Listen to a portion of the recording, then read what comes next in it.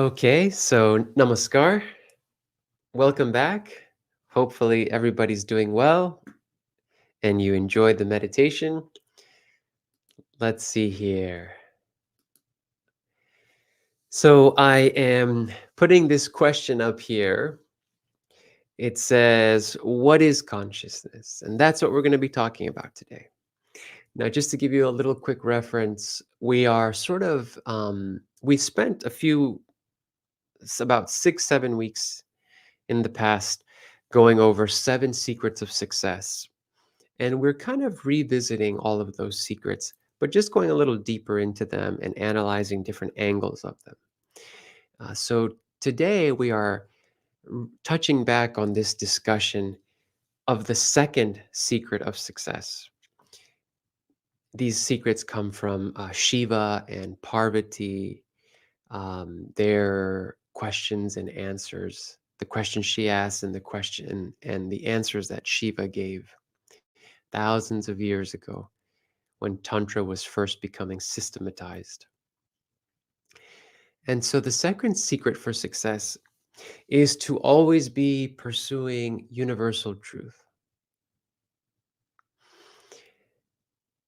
And this is actually a very noble quest. And scientists are also engaged in this quest. Yes, neuroscientists and philosophers, they're all wondering, what is the nature of our existence?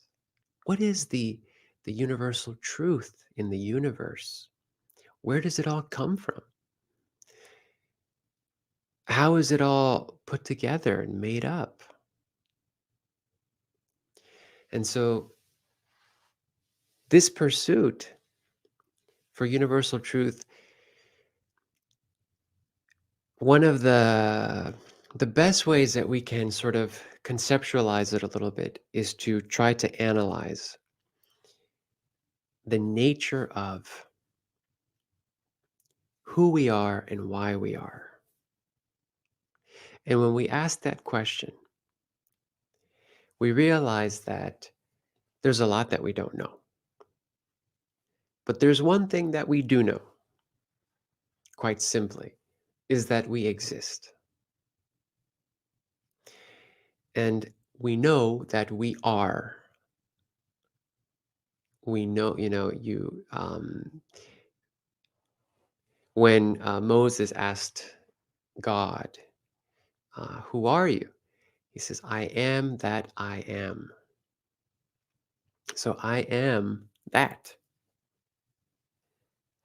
Even in our meditation, our mantra Bhavanam Kevala means consciousness is all there is. Supreme consciousness is all there is. So we understand this fundamental notion of just being here and probing deep into that is the probing of what is consciousness. So scientists, they have different perspectives on this. Um, Science is a very material based endeavor where you're looking for the physical ingredients that make up things and cause certain phenomenon and reactions in the world. So we know that the brain is primarily responsible for so much of the functioning of our organism. And scientists believe that consciousness is created from the brain. So they believe that they don't know how, but many of them will believe that just the right, whatever physical components are putting a brain together, all the biochemical features of it, the countless neurons and everything that builds the brain, that right combination must be, when it's all put together in this perfect way, it must be what creates consciousness. And so they even sort of theorize that if we can recreate a brain and some with these same physical components, somehow we can create consciousness like that, physically and um, very deliberately like that. Of course, we do that anyway, right? Biologically, when we have children, those physical bodies, they have a mind, and that mind is aware of itself. So, you know, they are looking at it from that perspective. And the question is, though, what really creates consciousness? Where does it really come from? And those same scientists are not satisfied with those theories. They know they're missing something. They know they're missing something, but at the same time, they don't want to over theorize what it is that's missing. And what's missing is hard to explain. And for lack of a better word, we say that um, that basically, beyond that physical is actually this consciousness that sort of exists irrespective of that physical thing. And there's a lot of confusion there too, because, um, for example, the when we think of our imagination in Tantra, we have a name for that. That's the chitta. So the chitta is one chamber of actually the mind. It is that part of the mind that can create a mental image depending on what the aham is looking at. The aham is the ego, or the aham is uh, um, thinking about. So you see, even the concept of mind and brain is foggy in Western science, because is the mind inside of the brain? Is the brain the mind? Does the brain create mind? And in some ways, there's some parallels and overlaps to our tantric philosophy and those ideas, but they're still very different worldviews. So even in that regard, in our tantric philosophy, yes, we have a body with the brain is considered part of the body, but there's also the mind, and the mind is different from the brain. But they work together because we know that the mind and body works together, and the mind and body are one as well. So, for example, when you look at something, let's say you're looking at a tree, well, what's happening is that, the vibration of the tree is encountering the vibration of your eyes. And these are called tanmatras, these sort of sensory vibrations that are merging in this moment. And what happens is that your ability to see the tree is not because of your brain, but it's because of your mind. So your eyes and your brain are picking up those tanmatras from that tree. And then those tanmatras, they they create a picture, but that picture now is not in the brain, it is in the mind. That is why if you close your eyes, you can still see the tree. Right now, you can think of a person that you love very much that's not physically in the room with you. But if you close your eyes, you can see that person. You can imagine that person. You can visualize that person. How can that be if you're not looking at them? It means then that your eyes, your brain, they play a role, but the one who sees what you're looking at is the mind. And scientists would say that that is consciousness, that mind. But yogis, tantric yogis, we would say no. So even beyond that mind, that consciousness is beyond that mind. Um, and so, what is what? So, what do we call consciousness then in tantra? we call consciousness Brahma. And we believe that, and of course, everything that we say are nice theories, interesting narratives for understanding this mystery. And I don't blame a scientist for taking our theory and concept and saying, yeah, that sounds nice, but how can we prove that? How can we quantify that? How can we measure that? Well, you just simply can't. And maybe we never will. But scientists will still try to do that. I mean, that's kind of a question also with AI, right? Artificial intelligence. Can we create, I mean, we already have computers that function in much faster ways than our own brain. In some ways, computers are more powerful than the human brain today. But can those computers fire, what the mechanical things that they have there to function, just like the brain, fires neurons, even at whatever rate that they vibrate, that they trigger, um, will they ever inside of a computer will that be able to create some kind of consciousness? Like it seems like what they think, happens in our brains, that the brain creates consciousness. So the answer is maybe, most likely not. It's just something beyond that. And so, and scientists would even agree to that. But I was going to get into now our story. So, what we believe is the nature of consciousness. So, we call consciousness Brahma. And Brahma is composed of two fundamental principles. Brahma is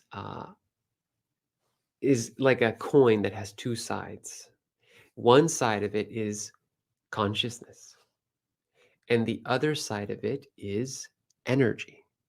And the Sanskrit terms are Purusha for consciousness and Prakriti for um, energy. So the Purusha is the cognitive principle, Prakriti is the operative principle. And the way it works is that uh, the cognitive principle observes, and the operative principle, um, it does things. So we believe that consciousness is a constant combination of observing something and doing something. And we see that in the nature of ourselves, the nature of our mind. So, for example, right now, as you are listening to me, there you are hearing, right? You're listening. So you are being the operative principle. You can actively do that. But as you do that, you can also observe yourself do that. And you can even observe that you are observing yourself doing that. So all along, we are this interplay of doing and observing. Everything that we do, we observe that we are doing it. Everything that others do, we observe that they're doing it. Sometimes we're so in the moment, we are just doing, you know. In those times, that operative principle is more dominant. Other times we're observing, we're self-conscious, we are there, the cognitive principle is dominant. And in Brahma, in different times, the cognitive principle will be more dominant, and the operative principle will be more dominant. So when we think of the creation of the universe, before all of the everything that's created, all of the matter, we believe that Brahma was just was that consciousness was like, you know, um, hyper dominant in that moment. It's not that Purusha was missing. No, Purusha is always there. The operative principle is always there, but It is just not active. And so this corresponds with the theory of the Big Bang. Before the universe was created, out of a single atom, out of a single unit, in that unit form was when consciousness was dominant. It was just consciousness, and the energy was just dormant. But the moment that energy or the operative principle sort of aligns itself, and I'll explain how in a moment, then things happen. Then creation starts. So, um, and then the way and then what happens is that, you see, consciousness doesn't disappear and new things don't get created. Within this point of consciousness is where how everything is happening. So within that point of consciousness, then the uh, that Purusha starts to bind itself and modify itself, um, and it does that through the three gunas, which we've talked about before: sattva guna, rajaguna, and tamaguna. And for a deeper understanding of how that unfolds, you can watch a video that I have called Tantric Theory of Creation on YouTube on my Tantra Thoughts channel.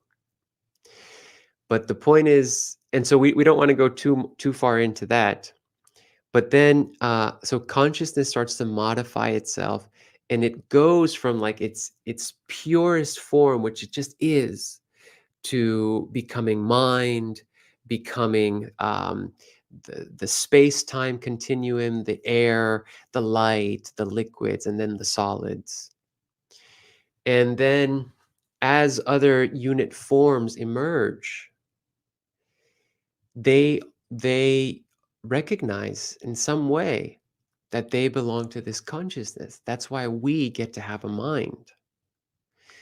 And then what's interesting is that the more we contemplate on that consciousness, the more then that those unit forms, they become more and more subtle, and then they start to go back toward consciousness. And a human being is like the perfect candidate to do that. That's why a human being can become the Buddha, because a human being can reflect so much on this pure original consciousness that it can start to merge back toward it and go back to its original home. Whereas other beings are a little bit more crude, they're more caught up in the prakriti. They're more doing and fearing and eating, um, and human beings are also a lot like that. But we have a greater capacity for self-awareness and to contemplate consciousness. We you really can't you really can't these topics are very hard to put into words, but I'll leave you with one last metaphor, and then I want to hear your thoughts. Um, think of, for example, and this is sort of back to this dichotomy that's happening between Western scientists and tantric yogis. um, think of a painting. So a painting, let's just imagine a beautiful Van Gogh painting. And in the Van Gogh painting, there's the rich color and the texture of the thick paint that is coming out of the canvas. It's just incredible. Now, scientists would argue that if you take paint and you just kind of smush it together and form it together, and in the same way as this painting, that's going to create um, something. And that something is that, oh, what I meant to say is this, is that as you see that painting, on the one hand, it's physical. On the other hand, that painting creates something within you, something that cannot be, that doesn't happen in the eyes. Just because the eyes see a painting, the eyes are not the ones that experience the the the beautiful inspiration from the painting, the sheer beauty that it transmits. The eyes don't feel that. The eyes are only are helping to capture the picture. But the one who appreciates that picture in the mind that gets created of how beautiful actually it is not the brain, is not the eyes. It's actually the mind. But even the mind is also a vehicle for something else. So, who is then the true witness? Who really does see how beautiful that painting is? It's more now the realm of the soul, the real observer, consciousness. So consciousness is not, you know, it's not like how we would think is like blind energy. But consciousness is actually what it means, literally, observation, right? It is observation. And that is so in other words, awareness. And so that is also part of this difficulty in understanding this idea of objective observation versus subjective experience. Scientists want things to be observed in an objective way, but consciousness itself, it just exists outside of that form of thinking because it is all about subjective experience. So I can feel my consciousness, but I can't feel how you perceive your consciousness. That's part of that subjective experience.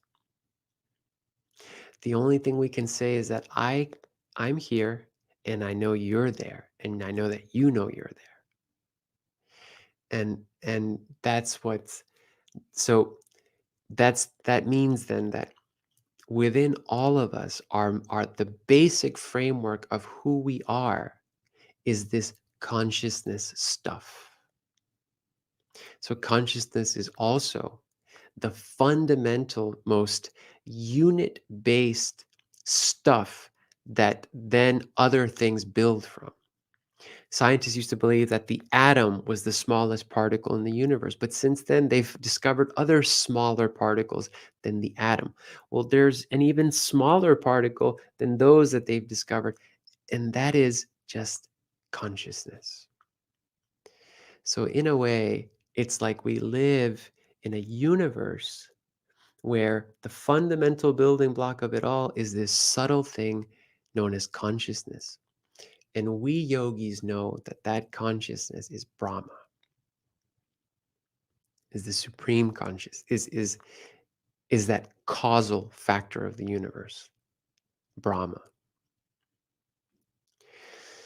So let's see now what you all have in mind. I see here. So we have Brother Hitendra has joined from West Point, Kentucky. So great to have you, brother. Ritva, it's quite unusual with northern lights in Stockholm. You have to go to northern Sweden. Right. Okay. Can't wait to go one day to northern Sweden. Then we have Brother Hitendra reminded us about the attendance sheet. Thank you so much for posting that in our Facebook group. Hi, Kayla. Namaskar. I'm so happy you joined. Good to see you. Julie's here. I'm sorry for joining late. No problem. Welcome, Julie. Naha. Namaskar. Namaste. From Naha, from itself, the self. Nice. Namaskar, dear brother. Welcome. And You are here now, and that's all that matters. Enjoy. Vistara Circle wrote something. We have several Vistara Circle incarnations. I didn't write that. Somebody else did. Okay. Julie said the sound went out, but it's back, right? I think it's back. Thanks for telling us, Julie. Maybe it went out during the silent meditation, or maybe it went out as I was talking, which wouldn't be good. So maybe you can let me know. So Naha says, what is universal truth? The truth is that there is no such thing as universal truth until you reach realizing I am ultimate truth. So then the universal truth could be this I am ultimate truth. And I see what you're saying, that there's kind of a subjective approach to that, which you cannot deny, which hence why universal truth may not be the right words to express that, because that is in fact such a subjective experience for everybody. Um, however, as yogis, we would say that all of our subjective experiences are not even our own. They are the experiences of consciousness itself, Brahma itself. So we are actually Brahma experiencing itself. Now, where does that leave us? These unit forms that are created to realize that, right? Which is what you're talking about. I am that ultimate truth. So thanks for your comment there, Naha. Let's see here. So again, and he says the brain is an instrument of consciousness. Consciousness uses the brain, the main part of the body, to express itself. Like a piano is a very good, but it is only a piano. It cannot be a guitar. Like one key is only good to unlock one lock, but we want this key can unlock every lock. We want to unlock and want to make it a master key. In other words, we want to upgrade ourselves from a regular key to a master key. This is Tantra. I like that. I like that approach to Tantra. And I like that you said the brain is an instrument of consciousness. Yes. Now, the brain, the reason why scientists are very much wrapped around the brain is because they've studied the brain and they see that, when you think about something, the brain fires in a certain area. When you do something, the brain is there's a correspondence there. So the brain is, of course, the brain is definitely uh, helping in all of these physical and mental ways. It's involved. But is the brain, the fundamental responsible thing for everything that's happening? We would say no. And scientists also know that that can't be the case. There's something beyond that. Or else they could just very easily recreate consciousness by computer. I mean, that's what they're trying to do. Is they're saying, can we create consciousness in artificial intelligence, for example? And it doesn't seem to be happening. Will it happen in the future? Who knows? But but still, the brain is, the body is aligned with the mind. It's almost, in many ways, almost inseparable until the body dies, and then the mind continues from there. Okay, so yes, the brain is definitely an instrument of consciousness. So is the mind. The mind is also an instrument of consciousness. Kayla says there is hope for us. Uh, Thanks for your comment there. I do. I'm glad you're an optimist, Kayla. I'm also an incorrigible optimist. A quote from my guru. He was an incorrigible optimist. Sri Sri Anandamurti. Jennifer Allen says, the way that I like to answer that question in my mind is that at this very moment, I'm a reflection of the universe creating the world and life using the light of the universe. I'm a reflection of the universe creating the world and life using the light of the universe. Yeah. So I'm glad you brought that up. What do we mean by being a reflection of supreme consciousness? how are we that? Well, many of these ideas that we have about what the mind of Brahma is all about comes from our own perspective of our own mind. So, our own mind is such that it can be still and it can just be for a short amount of time, you know? That part of the mind is called the mahat, when you just have the feeling or thought that you exist. But the mind actually wants to do. It's a una máquina de sueños. I once wrote a song and one of the lyrics was La mente es una máquina de sueños. The mind is a machine of dreams. And that so then the mind wants to express. So in that moment it is the aham, it is the ego. And then everything that it's done and it carries the image of it, it has holds the impression of it. That's in the chitta. That's the feeling I have done. So the mind itself, you're right, is can just be. Well, we also know that Brahma can just be. Brahma just is. Just like our mind can conceptualize that we just are in any given moment. When Brahma has that Purusha dominant, we call that Nirguna Brahma. Brahma without any gunas, Brahma without the being bound by Prakriti. And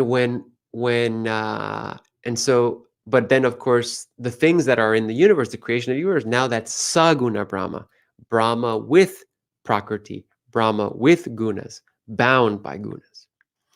So you see, Nirguna Brahma is God just in its pure form as consciousness. And we can somewhat be like that. We can also, in our mind, just sort of be consciousness to an extent. And so that is how we see that we're kind of a reflection of that. And what the mind is like a mirror. Okay, our mind is like a mirror. It is reflecting that consciousness. For example, think of a mirror in your house. A mirror in your house is empty until you step in front of it. When you step in front of the mirror, now the mirror takes form. So we are also like empty vessels. But the moment that Brahma projects itself into our mental plate, into our frame, our mirror, now we come alive. Now something happens in our mind. So everything that is going on is happening to us, but it's just like a mirror experiencing it. Who is the real one that is experiencing that? It's Brahma.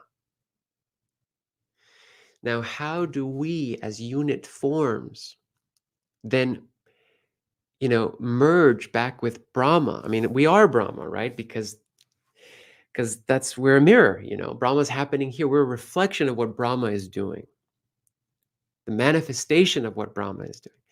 But how can then this mirror merge with Brahma?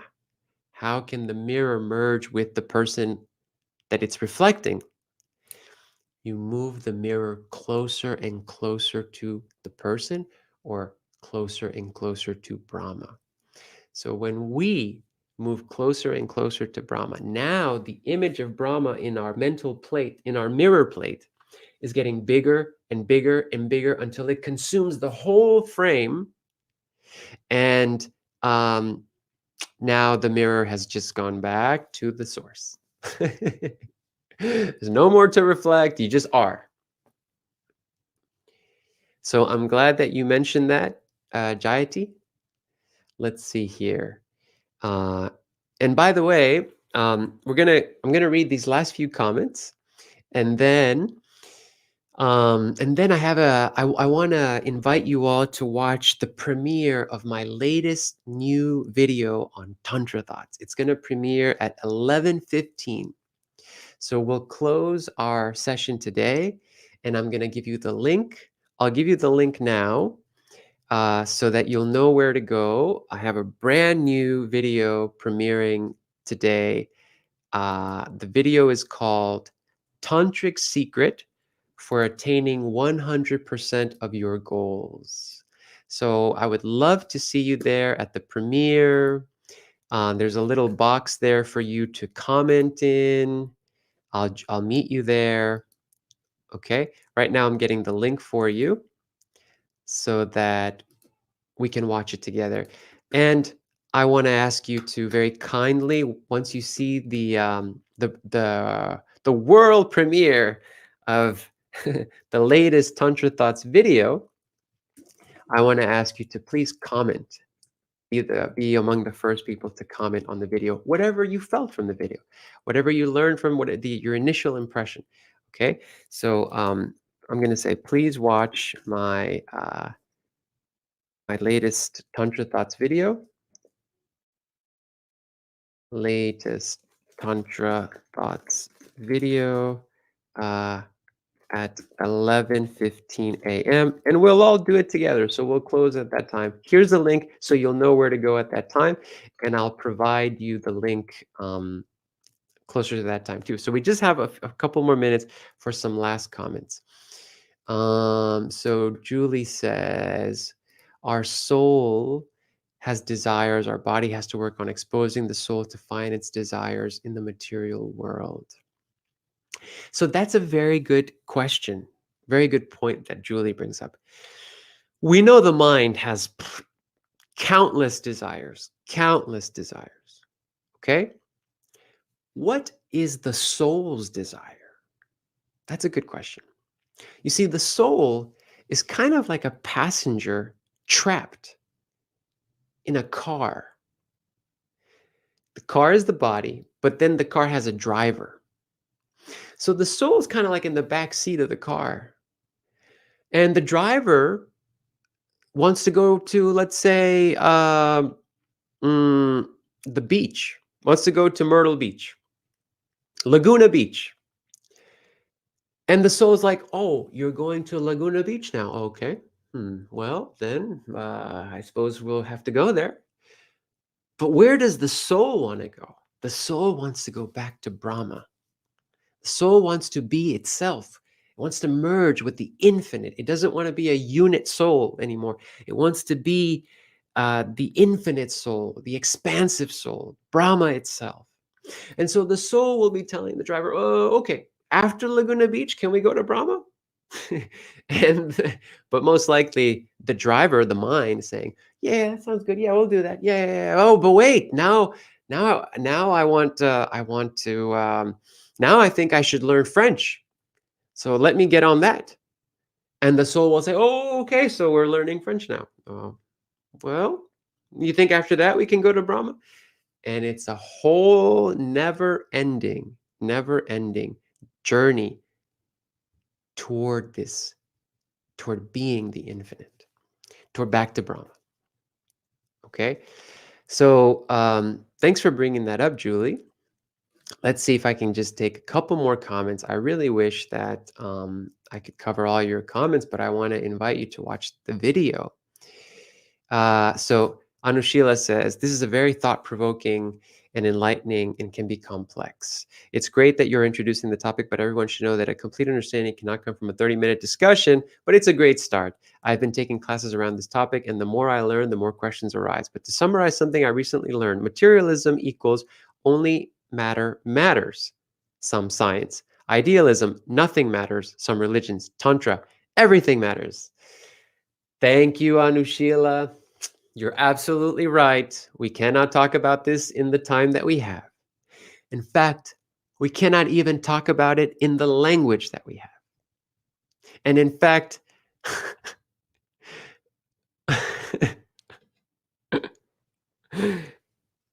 us trying to understand consciousness and Brahma is like an ant trying to understand, I don't know, the internet. So that's tough. We're already got that stacked against us. But you're right that there are these three perspectives. Materialism, only matter matters. Some scientific perspective. I mean, that's pretty much the general Western science approach. Idealism, nothing matters. That sounds like some kind of Buddhist beliefs that there is in Hindu dogmas that everything is an illusion. In Tantra, we believe everything matters because everything is the supreme consciousness. So, on that note, now I'm going to invite us to check out the latest Tantra Thoughts video. It's about our discussion that we had a couple of weeks ago, the tantric secret for reaching 100% of your goals. So let me go ahead now and provide you the link. Um, we'll go ahead and close now. I want to invite you to read each other's comments and incorporate them into your life if you find them valuable. So namaskar, folks. Thank you so much for joining today. And right now, I want to meet you over in the Tantra Thoughts YouTube channel in the chat. Okay. And I want to invite you to write some comments onto your impressions of the new video. So I love you very much. And I look forward to talking more about this topic with you next week. We're going to continue this topic next week. Namaskar.